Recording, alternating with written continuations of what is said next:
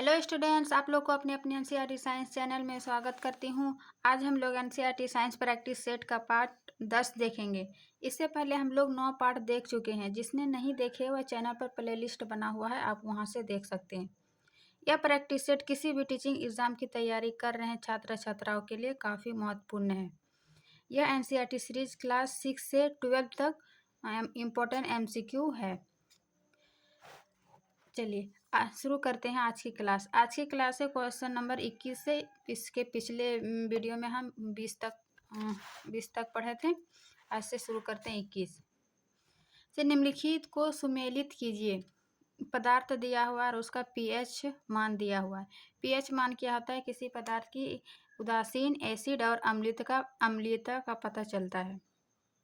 अम्ल और क्षारिक का पता चलता है। जैसे कि 7 में उदासीन और 7 से कम एसिड और 7 से ज़्यादा 7 से 14 तक बेसिड यानी क्षार का पता चलता है। जैसे यहाँ जठर रस का कितना है pH value? Milk of magnesia का कितना है? नींबू का रस का कितना है? सोडियम हाइड्रोक्साइड विलयन का कितना है? तो जठर रस का हो जाएगा 1.2 यानी 1.2 हो जाएगा जठर रस का। ये अम्लीय होता है जठर रस। फिर है मिल्क ऑफ मैग्नीशिया, ये क्या होता है? क्षारीय होता है। इसका पीएच वैल्यू 10 होता है। फिर नींबू का रस का होता है पीएच वैल्यू, क्योंकि नींबू एसिड यानी एसिड है तो इसका 2.2 होगा इसका पीएच वैल्यू। फिर है सोडियम हाइड्रोक्साइड विलयन, इसका पीएच वैल्यू सबसे अधिकतम होता है यानी 14, सबसे अधिक क्षारीय होता है 14। तो इस प्रकार इसका आंसर हो जाएगा 1 का 2, बी का 1 यानी 2 1 4 3, 2 1 4 3 यानी इसका 21 का आंसर हो जाएगा बी।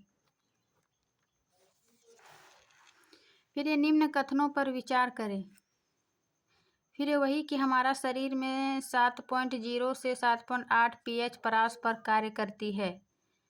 बिल्कुल सही, हमारे शरीर 7.0 से 7.8 पीएच परास पर ही कार्य करता है।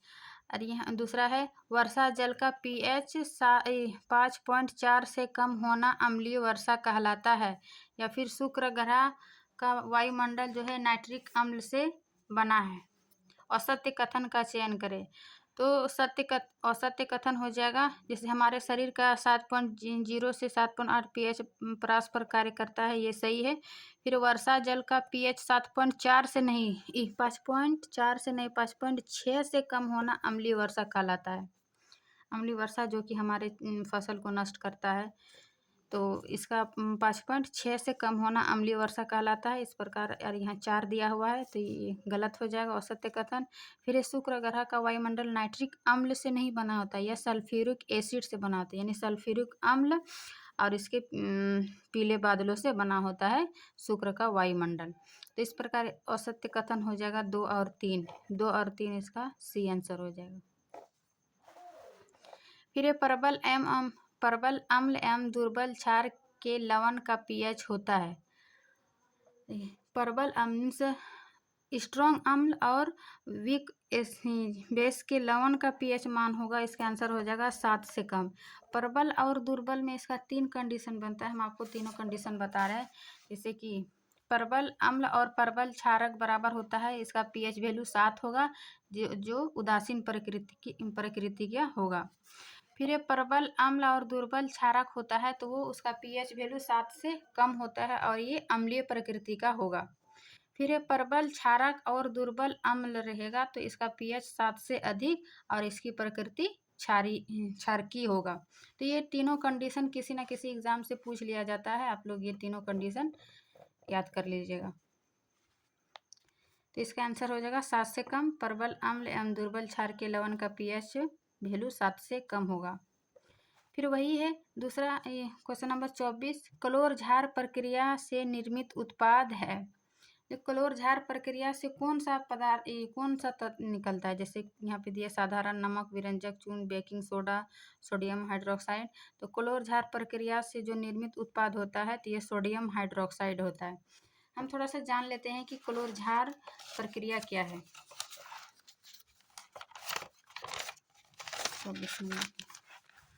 क्लोर क्षार प्रक्रिया क्या है कि जब सोडियम क्लोराइड को जलीय विलयन से विद्युत प्रभावित करने पर या वियोजित होकर क्या बनता है, सोडियम हाइड्रोक्साइड उत्पन्न करता है।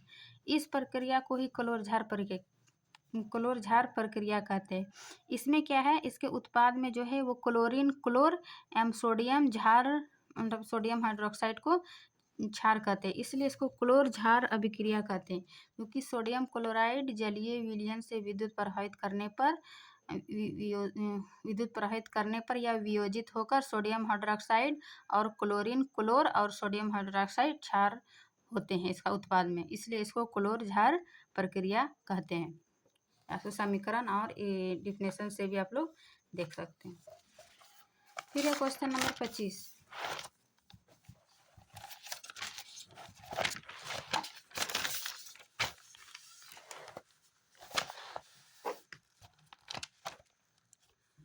क्या है, निम्नलिखित को सुमेलित कीजिए। यहाँ दिया हुआ है विरंजक चूर्ण, बेकिंग सोडा और धोने का सोडा और प्लास्टर ऑफ पेरिस। मतलब उसका फॉर्मूला दिया हुआ है कि इसका क्या होता है। तो विरंजक चूर्ण का किसको बोलते हैं, कैल्शियम ऑक्सीक्लोराइड। विरंजक चूर्ण का फॉर्मूला आता है CaOCl2 यानी कैल्शियम ऑक्सीक्लोराइड। फिर है बेकिंग सोडा कहते हैं सोडियम हाइड्रोजन कार्बोनेट। इसका फॉर्मूला होता है NaHCO3। बेकिंग सोडा का हो जाएगा सोडियम हाइड्रोजन कार्बोनेट और धोने का सोडा का हो जाएगा सोडियम कार्बोनेट Na2CO3। और प्लास्टर ऑफ पेरिस का फॉर्मूला हो जाएगा कैल्शियम सल्फेट हेमीहाइड्रेट यानी CaSO4 हाफ H2O।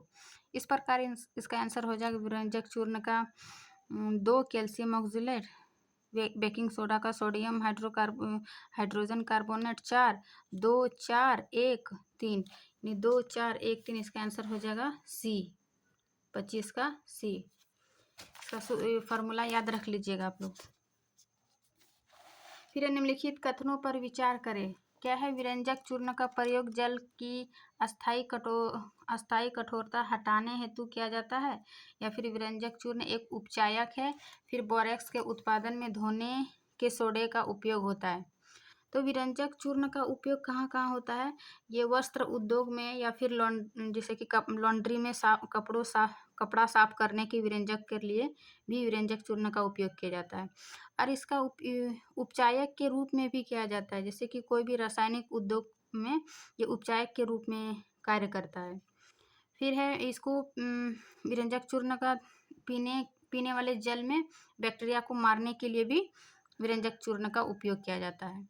तो विरंजक चूर्ण का एक उपयोग हो जाएगा रासायनिक उद्योग में उपचायक के रूप में, और विरंजक चूर्ण का पूरे जल का स्थायी कठोरता को हटाने के लिए नहीं किया जाता है। अब हम देखते हैं धोने के सोडा का उपयोग। तो धोने का सोडा का उपयोग क्या करते हैं, इसका फॉर्मूला होता है सोडियम कार्बोनेट। इसका उपयोग कांच, साबुन एवं कागज उद्योग में होता है। और ये बोरेक्स जैसे सोडियम यौगिक के उत्पादन में भी होता है। तो बोरेक्स के उत्पादन में भी धोने का सोडा यानी सोडियम कार्बोनेट का उपयोग होता है, ये भी सही है। और इसका सोडियम कार्बोनेट का यानी धोने का सोडा का उपयोग जल की अस्थायी कठोरता को हटाने के लिए भी इसका यूज किया जाता है। तो यहाँ उल्टा दिया है कि विरंजक चूर्ण का प्रयोग जल की अस्थायी कठोरता हटाने हेतु किया जाता है, जबकि धोने का सोडे का या उपयोग है कि जल की अस्थायी कठोरता को हटाने के लिए। यहाँ विरंजक चूर्ण नहीं होना था, यहाँ धोने का सोडे का इसका यूज है। तो इस प्रकार ये गलत है। सत्य कथन का चयन करें तो 2 और 3 इसका 26 का हो जाएगा D। तो हम देखें विरंजक के चूर्ण का उपयोग कहाँ होता है और धोने का सोडे का यूज कहाँ होता है। फिर है धोने का सोडा का घरों में साफ सफाई के लिए भी किया जाता है इसका। फिर निम्नलिखित में से सही सुमेलित है। क्या है, धातु दिया हुआ है तत्व ब्रोमीन, आयोडीन, ग्रेफाइट, हीरा। ब्रोमीन क्या है, एक द्रव धातु है, या फिर आयोडीन अधातु परंतु चमकीला, ग्रेफाइट विद्युत का सुचालक, हीरा सबसे कठोर पदार्थ। सही सुमेलित है। ब्रोमीन क्या है, ब्रोमीन ये अधातु है, ये ऐसी अधातु है जो कि द्रव अवस्था में रहती है। बाकी सभी धातु सभी अधातु या तो ठोस में रहता है या फिर गैस में रहती है, लेकिन ये अपवाद में है कि ये द्रव अवस्था में पाई जाती है। द्रव धातु ब्रोमीन चूंकि अधातु है तो ये धातु नहीं होगा, द्रव अधातु है, तो इसका ये सही सुमेलित नहीं है। फिर आयोडीन, आयोडीन क्या है? अधातु है, लेकिन आयोडीन जो है चमकीला नहीं होता है, लेकिन ये आयोडीन अधातु होते हुए भी ये चमकीला है, अधातु परंतु चमकीला है, तो ये सही है, ये इसका अपवाद है। फिर ग्रेफाइट, ग्रेफाइट जो है कार्बन का अपरूप है, कार्बन का 3 अपरूप है, ग्रेफाइट, हीरा और एक है फ्लोरीन करके। तो इसका ग्रेफाइट जो है विद्युत का सुचालक है, तो ये भी सही है। और हीरा जो है वे सबसे कठोर पदार्थ है, ये भी कार्बन का अपरूप है, तो ये भी सही है। तो इसका सही सुमेलित नहीं होगा, इसका केवल सही सुमेलित हो जाएगा 2, 3, 4, यानी इसका आंसर हो जाएगा सी, 2, 3, 4 सही सुमेलित है, बाकी ए ब्रोमीन द्रव अधातु है, याद रखिएगा।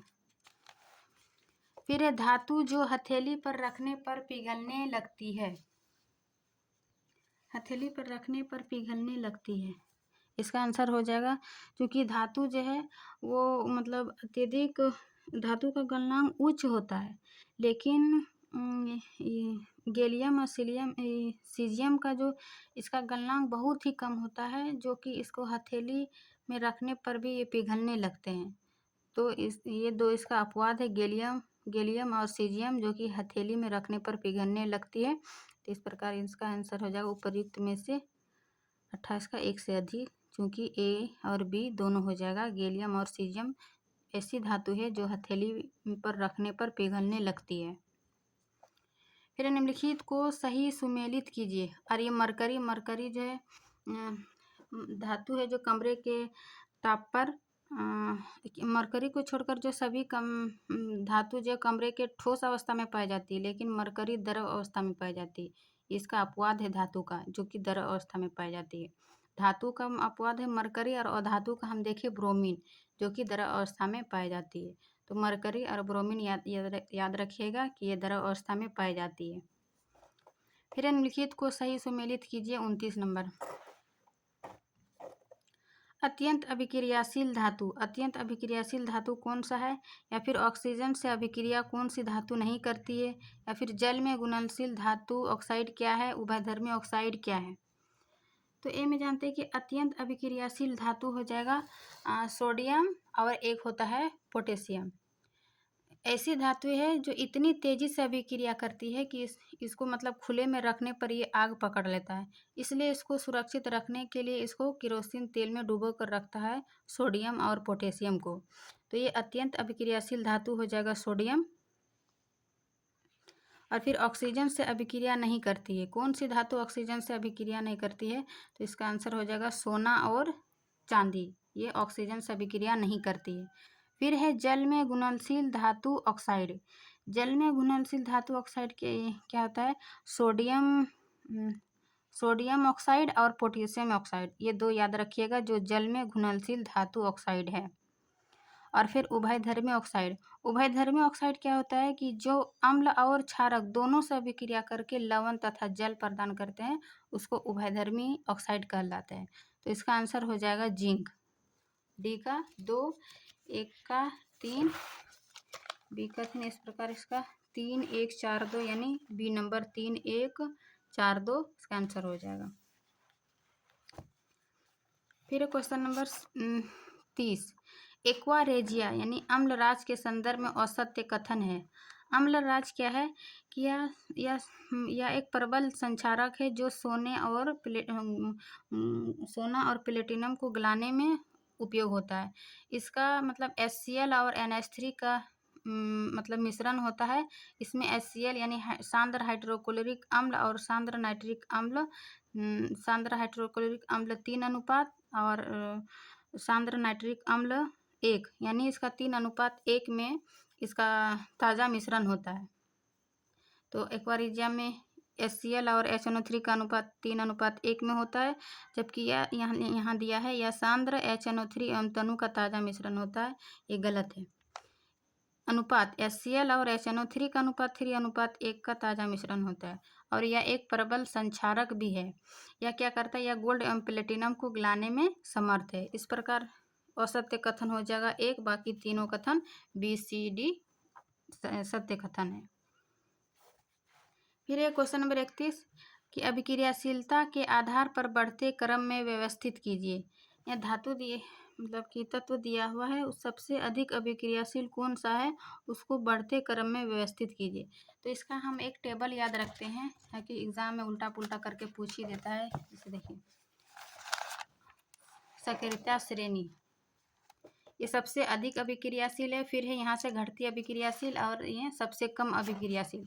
सबसे अधिक अभिक्रियाशील में अभी हम देखें कि सोडियम और पोटेशियम है, तो सबसे ऊपरी में आ जाएगा पोटेशियम, फिर सोडियम, फिर कैल्शियम, मैग्नीशियम, एल्युमिनियम, और यहाँ से घटते जाएगा zinc, iron, lead, hydrogen, copper, Hg mercury, Ag gold, सबसे Ag सिल्वर यानी चांदी, Au गोल्ड यानी सबसे कम अभिक्रियाशील गोल्ड हुआ सोना, और सबसे अधिक अभिक्रियाशील पोटेशियम, सोडियम। इस प्रकार याद रखेगा, ये लिस्ट बहुत ही इम्पोर्टेंट है।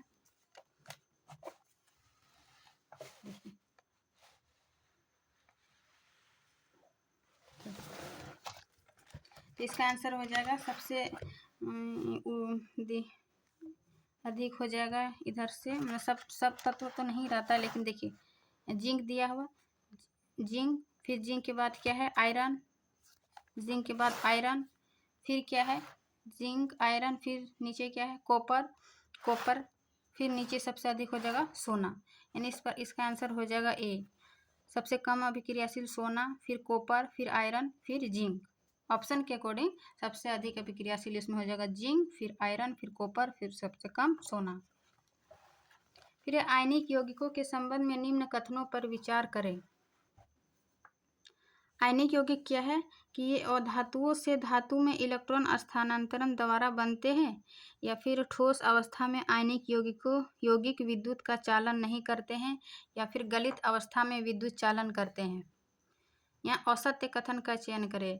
तो इसका जो है ये अधातु से धातु में इलेक्ट्रॉन स्थानांतरण नहीं करते, बल्कि ये धातु से अधातु में इलेक्ट्रॉन स्थानांतरण से जो यौगिक बनता है इसको आयनिक यौगिक या फिर विद्युत संयोजक यौगिक कहा जाता है। तो यहाँ अधातु से दिया है, जबकि धातु से अधातु में इलेक्ट्रॉन स्थानांतरित होगा। इस प्रकार इसका असत्य कथन एक हो जाएगा। और यह ठोस अवस्था में आयनिक यौगिक विद्युत का चालन नहीं करता है, जबकि गलित अवस्था में विद्युत का चालन करता है। तो इसका असत्य कथन केवल एक हो जाएगा, दोनों 2 और 3 सही है। फिर क्वेश्चन नंबर 33 कि निम्न में से कौन सही सुमेलित नहीं है। यहाँ मिश्र धातु दिया हुआ है, उसमें किस किस तत्व का बना हुआ है, कौन सा सही नहीं है बताना है। जैसे पीतल, पीतल में तो तांबा और जस्ता रहता है, कॉपर, तांबा को कॉपर और जस्ता जिंक, कॉपर और जिंक से बना होता है। और कांसा तांबा एवं टीन का बना होता है। सोल्डर जो है तांबा एवं सीसा, तांबा और सीसा का नहीं बल्कि सीसा और टीन का बना होता है। इस प्रकार इसका C नंबर सुमेलित नहीं है। फिर कार्बन सहसंयोजक बंधन द्वारा यौगिक बनाता है, क्यों?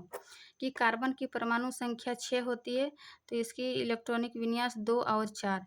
तो ये जो बाहरी कक्षा में रहती है जो इलेक्ट्रॉन, उसी को संयोजकता कहते हैं। यानी कार्बन क्या है, यह एक चतुर संयोजकता के कारण मतलब सहसंयोजक बनते, जिससे कार्बन अपने साथ 4 परमाणु आसानी से ये श्रृंखला बनाती है। कार्बन कार्बन के साथ या फिर किसी अन्य तत्व के साथ इसके श्रृंखलन गुण के कारण ये सहसंयोजक बंधन बनाता है। तो यही कारण पूछ रहा है कि कार्बन सहसंयोजक बंधन द्वारा यौगिक बनाता है, क्यों? तो क्योंकि इसकी ये चतुसंयोजकता के कारण, क्योंकि इसकी 4 संयोजकता है। फिर इसके श्रृंखलन गुण के कारण, क्योंकि ये श्रृंखलन गुण है। फिर इसके आकार जो है छोटे होने के कारण, इसका आकार जब छोटे होते हैं तो मतलब इसके आकर्षण बल भी अधिक लगता है। तो इस प्रकार इसका क्यों, तो इसका आंसर हो जाएगा 34 का डी, क्योंकि ये तीनों कारण हैं, इनमें से एक से अधिक। फिर 35 नंबर कि संश्लेषित हीरे के संबंध में निम्न कथन पर विचार करें। क्या है, इन्हें बनाने के लिए मतलब हीरे एक संश्लेषित मतलब कृत्रिम हीरा बनाने के में क्या कथन है कि इन्हें बनाने के लिए शुद्ध कार्बन का प्रयोग किया जाता है, या फिर संश्लेषित हीरे आकार में बहुत बड़े होते हैं, या फिर ये प्राकृतिक हीरे से अभेदनीय होते हैं। तो इसका आंसर हो जाए सत्य कथन का चयन करें। तो इसका 35 का आंसर हो जाएगा 1 और 3, क्योंकि संश्लेषित हीरे आकार में बहुत बड़े नहीं होते, ये बहुत छोटे होते हैं। तो इसका ये असत्य कथन हो जाएगा। बाकी इसका एक शुद्ध कार्बन का प्रयोग किया जाता है और ये प्राकृतिक हीरे से अभेदनीय होते हैं। तो इसका आंसर हो जाएगा 1 और 3 सत्य कथन। अब देखते हैं क्वेश्चन नंबर 36 कि शरीर में किस स्थान पर मेथनॉल ऑक्सीकृत होकर मेथेनॉल में बदल जाता है। तो मेथनॉल और इथेनॉल, इथेनॉल का हम लोग शराब बनाने में यूज़ किया जाता है, शराब में डाला जाता है।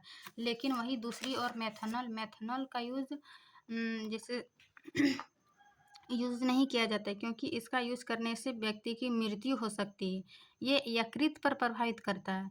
मेथनॉल ऑक्सीकृत होकर मेथनॉल में बदल जाता है यकृत में क्या करता है, जब भी मेथनॉल की थोड़ी सी भी मात्रा यदि हमारे बॉडी में चला जाता है और यकृत क्या करता है, इसके यकृत के प्रोटोप्लाज्म स्कंदित हो जाता है।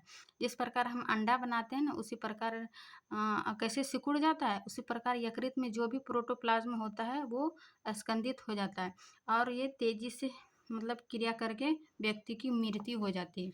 इसलिए हम लोग को मेथनॉल मतलब शराब के रूप में नहीं लिया जाता है, बल्कि एथनॉल लिया जाता है। तो ऑक्सीकृत कहाँ होता है, तो इसका आंसर हो जाएगा 36 का सी, यकृत में। फिर है 37 प्रकाश संश्लेषण के दौरान निम्न में से कौन सी घटनाएं होती है।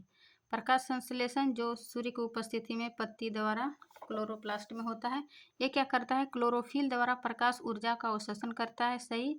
फिर है जल के अणुओं का हाइड्रोजन एवं ऑक्सीजन में अपचयन, या फिर कार्बन डाइऑक्साइड का कार्बोहाइड्रेट में अपघटन। इसका कौन सी घटनाएं होती है। तो सबसे पहले कि क्लोरोफिल द्वारा ऊर्जा का अवशोषण होता है, ये सही है, और ये प्रकाश ऊर्जा को क्या करते हैं, रासायनिक ऊर्जा में बदल देता है। और जल के अणुओं का हाइड्रोजन एवं ऑक्सीजन में अपचयन नहीं करता है, बल्कि अपघटन करता है। हाइड्रोजन और ऑक्सीजन का अपघटन करता है और कार्बन डाइऑक्साइड का कार्बोहाइड्रेट में अपचयन करता है। ये दोनों कथन एक दूसरे से विपरीत है। तो इसका सही कौन सी घटना है, केवल एक हो जाएगा, क्लोरोफिल द्वारा प्रकाश ऊर्जा का अवशोषण। फिर निम्न में से कौन जैव उत्प्रेरक है। जैव उत्प्रेरक का क्या कार्य है, जब कोई हम मतलब जटिल जैसे कार्बोहाइड्रेट एक जटिल ग्लूकोज है, उसको खाते हैं तो हम छोटे छोटे अणुओं में जो ग्लूकोज में बनता है, तो ये जैव उत्प्रेरक क्रिया होती है। और जैव उत्प्रेरक की क्रिया कौन करता है, ये एंजाइम करता है। तो इनमें से जैव उत्प्रेरक क्या है, ये एक एंजाइम है जो कि जटिल कार्बोहाइड्रेट को सरल कार्बोहाइड्रेट में बदलता है। फिर 39 निम्नलिखित में से सही सुमेलित है। लार में क्या पाया जाता है, एमाइलेज एंजाइम पाया जाता है जो कार्बोहाइड्रेट का पाचन करता है। फिर अग्नाशय में क्या, पेप्सिन पाया जाता है, और आमाशय में लाइपेज पाया जाता है। इसका थोड़ा सा हम एक्सप्लेन देखते हैं। 39 क्या कि लार में एक एंजाइम होता है जिसे एमाइलेज एंजाइम कहता है, या करता है मंड जटिल अणु को सरल शर्करा में, यानी कार्बोहाइड्रेट को सरल शर्करा में तोड़ने का काम करता है। फिर ये पाचन कार्य कहाँ, आमाशय की भित्ति में उपस्थित जठर ग्रंथियों द्वारा उत्पन्न होते हैं। इसमें आमाशय में हाइड्रोक्लोरिक अम्ल प्रोटीन का पाचन एंजाइम पेप्सिन करता है, प्रोटीन का पाचन, और तथा श्लेष्मा का स्रावन करते हैं। इसमें हाइड्रोक्लोरिक अम्ल एवं अम्लीय माध्यम तैयार करते हैं जो पेप्सिन एंजाइम की क्रिया में सहायक होता है। यानी प्रोटीन का पाचन पेप्सिन करता है कि कहाँ, पाचन आमाशय में, आमाशय की भित्ति में जो जठर ग्रंथि पाए जाते हैं उसमें। फिर अग्नाशय जो अग्नाशय रस का स्रावन करते हैं जिसमें प्रोटीन का पाचन ट्रिप्सिन एंजाइम होता है, या इमल्सीकृत यानी वसा का पाचन के लिए लाइपेज एंजाइम होता है। इस प्रकार इसका गलत दिया हुआ है कि अग्नाशय पेप्सिन, अग्नाशय हम क्या देखें, सॉरी अग्नाशय एंजाइम पेप्सिन करता है, पेप्सिन, और आमाशय लाइपेज, सॉरी आमाशय पेप्सिन दिया हुआ है, यानी ये उल्टा दिया, अग्नाशय लाइपेज हो जाएगा और आमाशय पेप्सिन। तो इसका सही सुमेलित हो जाएगा केवल एक, यानी लार में एमाइलेज एंजाइम पाया जाता है जो कार्बोहाइड्रेट को सरल अणुओं में तोड़ता है। फिर भोजन नली के दीवार के संकुचन एवं विस्तार संचलन को कहते हैं। भोजन नली की दीवार के संकुचन एवं विस्तार संचलन को क्या कहते हैं? ये टीआरई 3 का बीपीएससी टीआरई 3 का पूछा गया क्वेश्चन है, जिसका आंसर हो जाएगा पेरिस्टेलिक संचलन। मीन्स जब हम मुख्य गुहिका से जब आहार लेते हैं तो क्या करते हैं, भोजन नलिका में संकुचन के माध्यम से वो हमारे आमाशय तक भोजन को पहुंचाते हैं। इस विधि को ही पेरिस्टेलिक संचलन कहते हैं। और ट्रांसलोकेशन और ट्रांसपीरेशन। ट्रांसपीरेशन क्या है? जो कि हमारे पौधे में अतिरिक्त जल होता है, वो पौधे के पत्ती के स्टोमेटा भाग से वाष्पोर्जन की क्रिया से एक्स्ट्रा पानी बाहर निकल जाता है। इस क्रिया को ट्रांसपीरेशन कहते हैं। और ट्रांसलोकेशन है स्थानांतरण। जैसे कि जो पत्ती में भोजन बनता है वो पत्ती के विभिन्न भागों तक पहुंचाता है। ये जाइलम और फ्लोएम द्वारा ट्रांसलोकेशन होता है। इस प्रकार इसका आंसर हो जाएगा सी। आज का क्लास हम यहीं तक रखते हैं। आगे के क्लास में 41 से शुरू करते हैं। वीडियो अच्छी लगी तो लाइक एंड सब्सक्राइब ज़रूर करते हैं। मिलते हैं नेक्स्ट क्लास में, तब तक के लिए थैंक यू।